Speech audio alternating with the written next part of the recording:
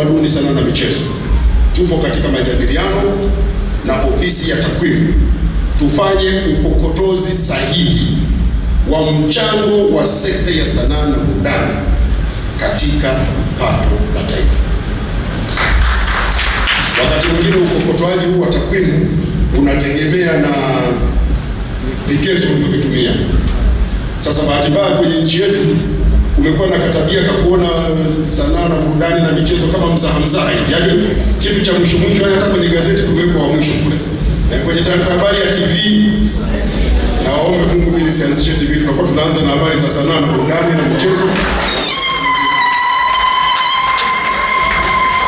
Na Mheshimiwa Rais Samia imechukua hatua madhubuti katika kuimarisha na kuendeleza sekta ya utamaduni na sanaa kwa kuanzisha mfuko wa utamaduni na sanaa ambao lengo lake ni kuwawezesha wasanii kwa kuwapatia rasilimali na nyenzo muhimu za kuinua ubora wa kazi zao zijiendeshe kibiashara, kutengeneza ajira na kuchangia katika pato la taifa.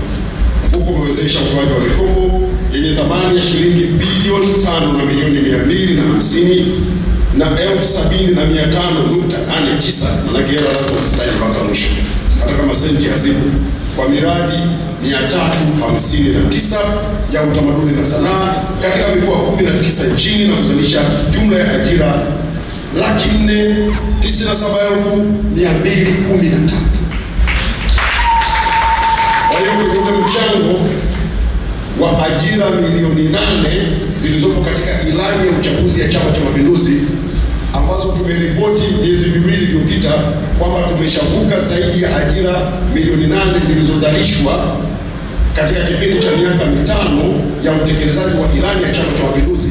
Sisi sekta ya sanaa na burudani tumeshazalisha ajira 497,213.